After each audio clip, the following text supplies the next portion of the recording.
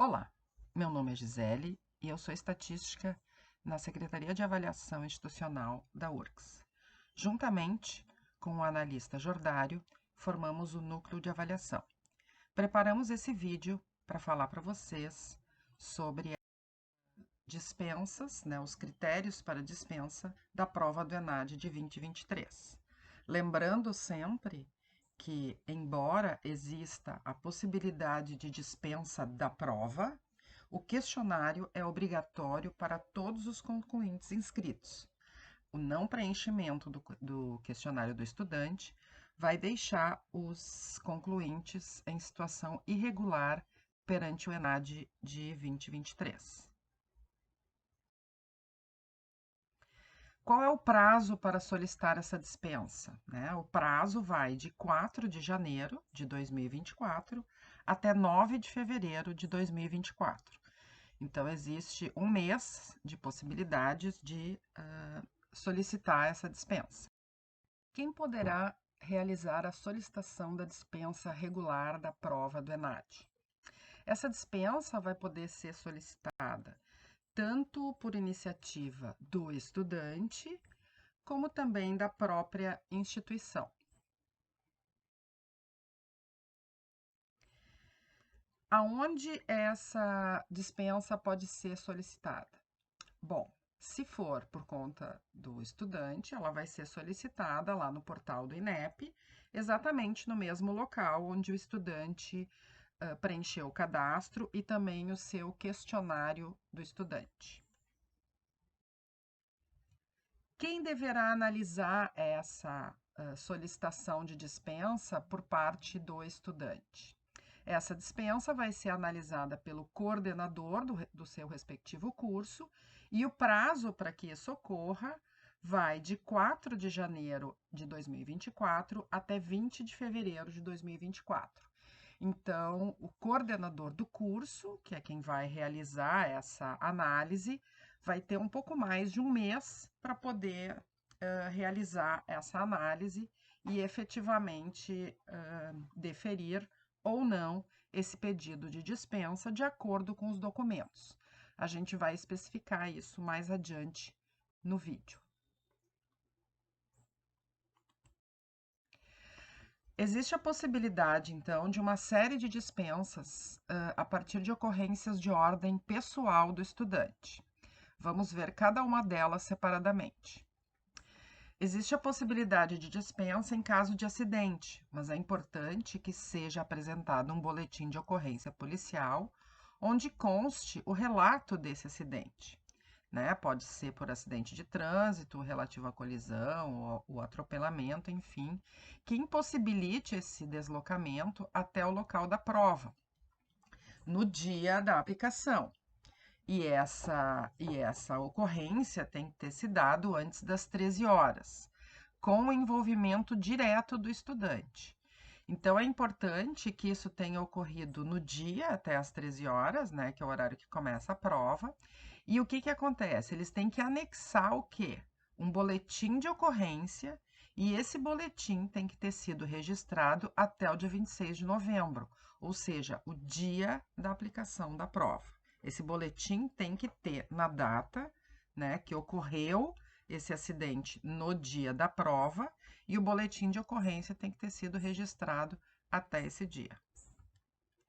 Também existe a possibilidade de dispensa em caso de assalto, mas nesse caso, então, tem que apresentar também um boletim de ocorrência que relate a situação do assalto no dia da aplicação da prova, claro, antes das 13 horas, com o envolvimento direto do estudante na condição de vítima desse assalto. Também serão aceitos somente os BOs registrados até o dia 26. Não podem ser registrados em data posterior. Também existe a possibilidade de dispensa em caso de casamento. Nesse caso, claro, tem que apresentar a certidão de casamento com registro civil desse evento, e esse registro tem que ter sido, essa certidão de casamento tem que ter sido expedida até 9 dias de antecedência da data de aplicação da prova do ENAD. Ou seja, pode ter acontecido de casar um mês antes, enfim, não serve. Tem que ter sido até 9 dias de antecedência da aplicação da prova do ENAD. Também pode acontecer de o estudante extraviar, perder ou terem seus documentos furtados, enfim, seus documentos de identificação. Então, também pode ser realizado um BO, né, e apresentar esse BO que comprove esse extravio, roubo, perda, enfim, e que isso tenha sido, esse BO tem que ter sido feito até o dia 26 de novembro, ou seja, pode ter ocorrido um dia antes ou 2 dias antes e ele não ter como se identificar. Então, é importante que isso tenha sido registrado através de um BO e que isso seja realizado até a data do dia 26 de novembro, que é o dia da prova. Também pode ocorrer a dispensa por iniciativa do estudante em caso de luto, né? Obviamente, deverá apresentar, então, uma certidão de óbito, que deverá ter ocorrido até 9 dias antes de antecedência da aplicação da prova. E essa morte, né, esse óbito, tem que ser de cônjuge, companheiro, dependente devidamente qualificado, ou qualquer estudante, ou qualquer parente do estudante, que seja consanguíneo ou afim, em linha reta ou linha colateral até o 3º grau. Então, aqui a gente entende, né, o que o INEP compreende como sendo parentes até o 3º grau. Se forem ascendentes, né, pais, avós, bisavós, se forem descendentes, filhos, netos, bisnetos, os colaterais, irmãos, tios e sobrinhos, e os afins são cônjuge, sogro, cunhado, avós do cônjuge, sobrinhos e bisavós do cônjuge, madrasta, padrasto ou enteados, né? Nesse caso, é necessário que o estudante inclua, além da certidão de óbito, alguma certidão que seja capaz de comprovar esse vínculo familiar com essa pessoa que partiu. Ocorrências de ordem pessoal ainda, nós temos o acompanhamento de cônjuge ou companheiro que tenha sido transferido de município pelo seu empregador. Claro que é necessário também apresentar uma documentação que tenha sido expedida por autoridade que seja capaz de comprovar a efetiva transferência desse cônjuge ou companheiro para o exercício profissional ou cargo eletivo num município que seja diferente daquele que ele estava anteriormente alocado. Após o encerramento do período de retificação das inscrições, ou seja, se isso ocorreu depois do dia 30 de agosto, né? Ou ainda a efetiva transferência do cônjuge para exercício profissional no exterior. Então, se for para acompanhar, né, um companheiro ou cônjuge que tenha sido transferido após essa nossa retificação das inscrições do ENAD, então tem que ter a apresentação de um documento. Claro que não é um documento qualquer, ele tem que ter sido expedido por uma autoridade que seja constituída, né, de poderes para comprovar essa transferência. Provavelmente alguma carta da empresa, enfim, que comprove essa transferência do cônjuge ou companheiro.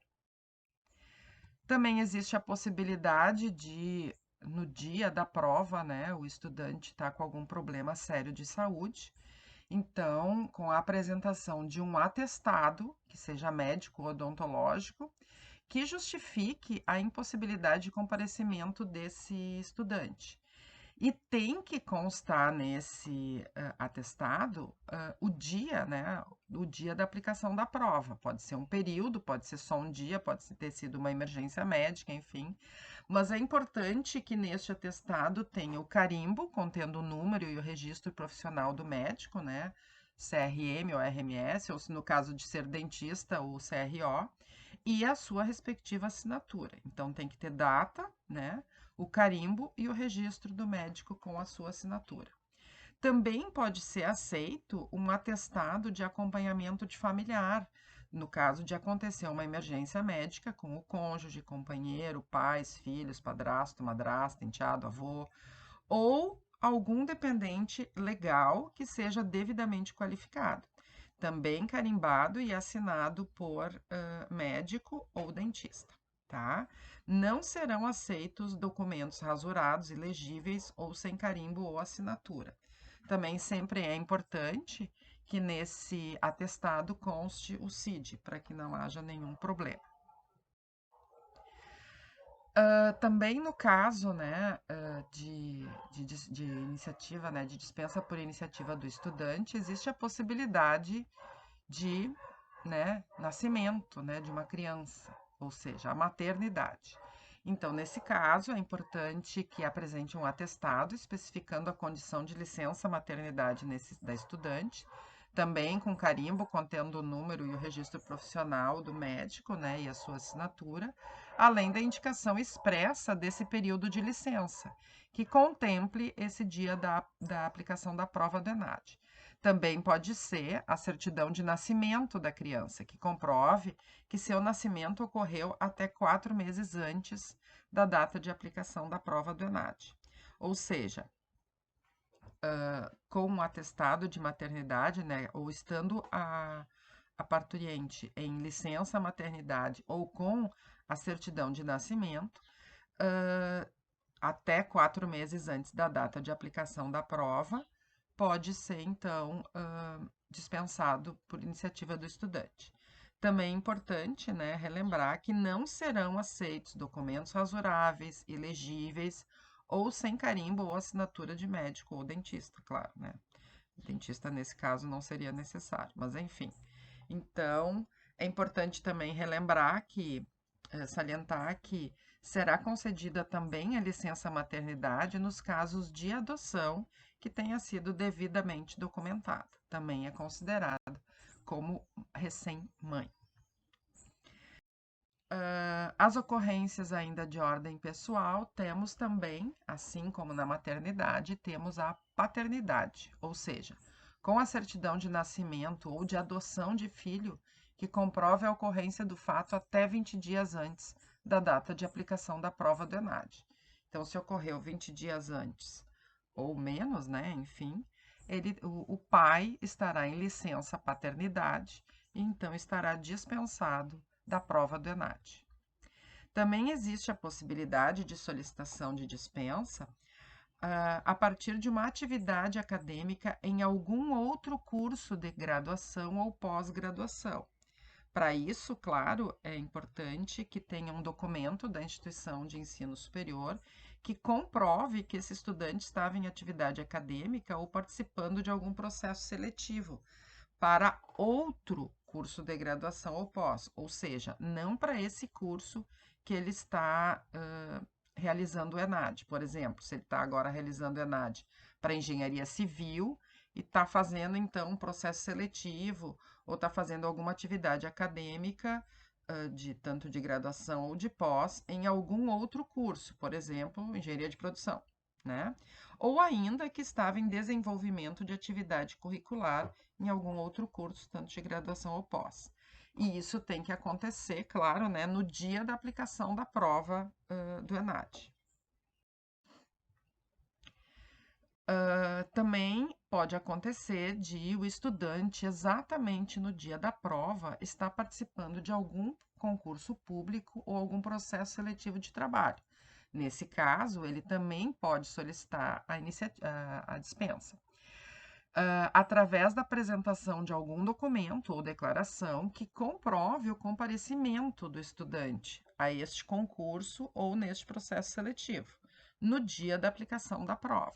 Claro que esse documento tem que estar em papel timbrado, com a assinatura do representante, tanto da realizadora do concurso como do empregador, se for o caso, né, de um processo seletivo de trabalho.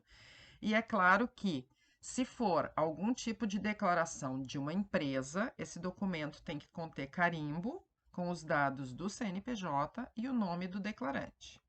Então, é importante também salientar que os comprovantes de inscrição não valem como documento.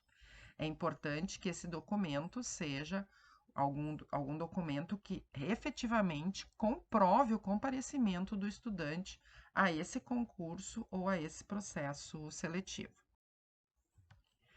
Ainda temos também a possibilidade de solicitação de dispensa no caso de intercâmbio que não seja vinculado ao curso que está sendo avaliado, através de a apresentação de um documento do ensino, da instituição de ensino estrangeira, e aqui eu saliento que é instituição de ensino, não necessariamente ensino superior, contendo o nome completo do estudante, seus dados pessoais e, claro, né, o período do curso com o início e fim. E esse período, claro, tem que conter o período, né, a data de aplicação da prova. É importante salientar que essa realização de intercâmbio internacional não está vinculado ao curso avaliado no dia da aplicação. Ou seja, é qualquer tipo de intercâmbio, pode ser inclusive um curso de línguas que ele esteja fazendo no exterior. Também, né, existe a possibilidade de dispensa, né, no caso de privação de liberdade, ou seja, através de uma apresentação de um documento que seja assinado por uma autoridade que comprove que o estudante estava privado de liberdade no dia da aplicação da prova.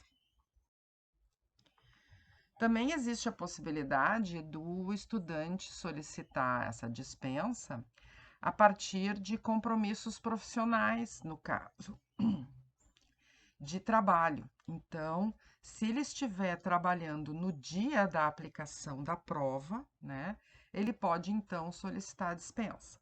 Mas para isso ele terá que apresentar uma declaração de que efetivamente estava em exercício de atividade profissional no dia da aplicação da prova. Claro que esse documento tem que ter identificação do empregador, né, responsável por essa declaração, e esse documento deve estar em papel timbrado com a devida assinatura do empregador e um carimbo contendo os dados do CNPJ da empresa. Se o estudante for dono ou sócio dessa empresa, deverá ser anexada uma declaração do estudante contendo uma justificativa da necessidade de trabalho no dia da prova, e o contrato social da empresa que comprove a posse, né, ou a sociedade do estudante nessa referida empresa. Se o estudante for um microempreendedor individual, também deverá ser anexado o certificado de condição de microempreendedor, juntamente com o documento contendo a justificativa da necessidade de trabalho. Então, não adianta ele só ser dono, sócio ou microempreendedor. Ele ainda tem que apresentar, em qualquer caso, uma justificativa que comprove o porquê que ele deverá estar trabalhando, né, no dia e no horário da aplicação da prova. Vejamos agora, então, informações sobre as dispensas solicitadas por iniciativas da IES, da instituição. Aonde essas dispensas são solicitadas? No próprio portal do INEP, exatamente naquele local aonde os coordenadores realizaram as inscrições dos seus estudantes para essa edição do ENAD. Quem então vai realizar essa solicitação de dispensa? O próprio coordenador do curso em questão. Quem vai analisar essas solicitações de dispensas que foram solicitadas pela instituição? Essas solicitações serão analisadas pelo INEP, também no período de 4 de janeiro de 2024 até 20 de fevereiro de 2024. Sempre lembrando que, para cada caso, existe alguns documentos que devem ser anexados para que essa solicitação seja efetivamente deferida pelo INEP.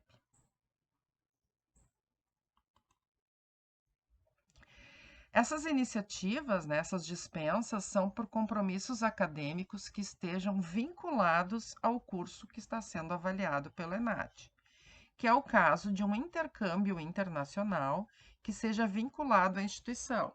Então, se o estudante estiver fazendo, né, algumas disciplinas do curso a que ele está vinculado aqui no Brasil, se ele estiver realizando disciplinas fora do país, então o coordenador do curso solicita essa dispensa. Através do que? É necessário um documento de identificação do coordenador do curso, ou responsável, enfim, né? Esse documento tem que estar em papel timbrado ou equivalente, com a assinatura do responsável ou do coordenador, enfim, e os dados da instituição. E comprove a impossibilidade de comparecimento do estudante na aplicação da prova, por estar em intercâmbio.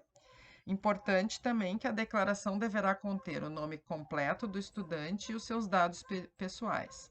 E o período de início e fim do curso, ou seja, esse período de início e final de curso, ele tem que contemplar a data em que foi realizado o ENAD, para que fique verificada a impossibilidade de comparecimento desse estudante no dia da prova.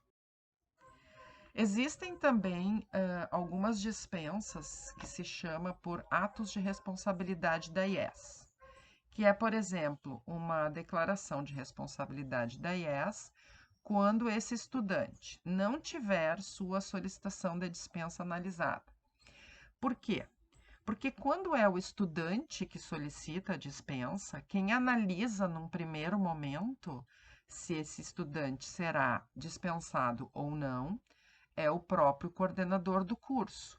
E para isso também tem um prazo. Se porventura o coordenador do curso não conseguir realizar essa análise em tempo hábil, então, obrigatoriamente, o coordenador vai ter que, depois do prazo,